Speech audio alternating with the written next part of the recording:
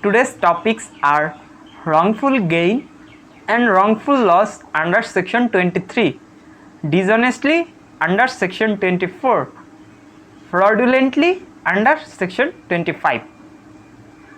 Hello everyone, this is Akid Arifin Ovi and you are watching Study Law with Ovi. We need to learn this explanation properly in order to proper understanding of the particular offense under particular section which we will learn in future. In this video we will try to understand the section easily. Plain reading of section sometimes creates difficulty in understanding.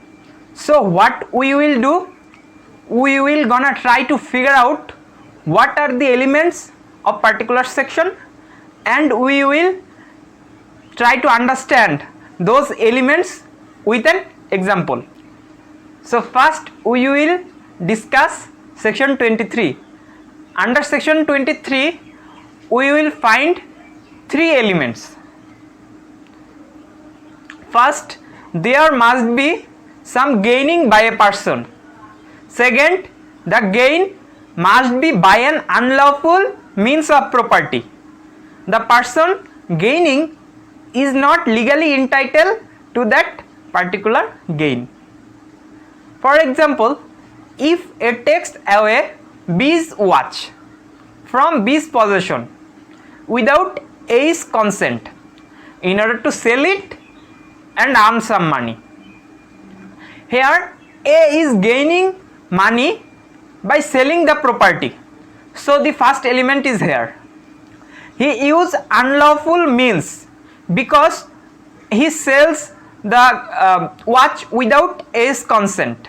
So the second element also present here. A is not legally entitled to sell that particular property. So all the three elements are present here.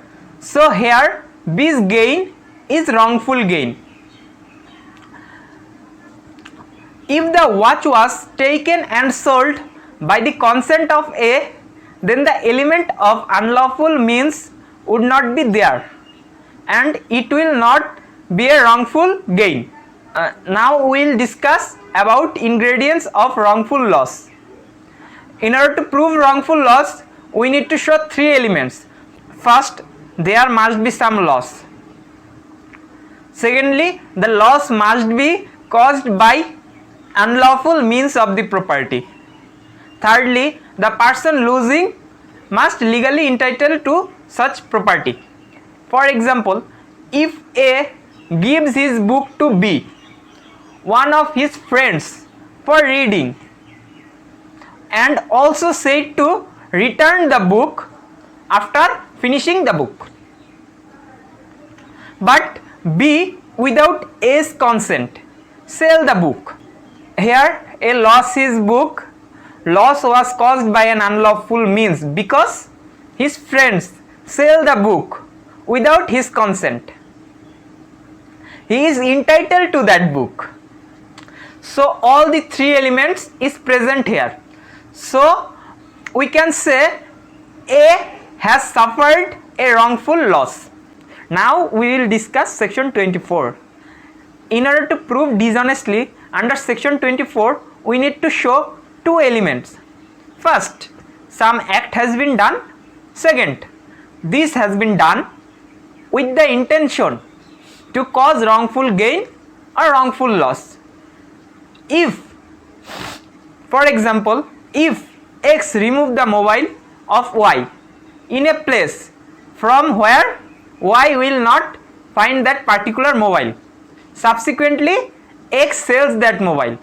Here one act has been done and it caused wrongful gain to X and wrongful loss to Y. Here two elements are present. So dishonestly of the person can be proved here. It is not necessary there must be wrongful gain of the person doing the act. It is sufficient if the act causes a wrongful loss to the owner.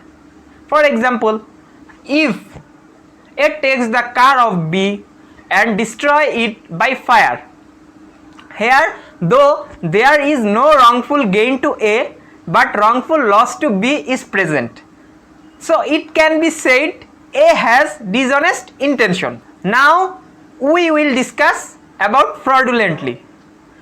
A person is said to do a thing fraudulently if we can show two elements. The elements are: first, if he has done something; second, his intention was to defraud another. Here fraud means a false representation of a matter of fact by words, conduct, with intent to deceive another so that individual will act upon it. For example, X tells a lie to Y and Y believes it. X tells that lie with intending that Y will do something which will benefit to X and detriment to Y. Then it will be said that the act has been done fraudulently. This is all about fraudulently. Thanks for watching this video.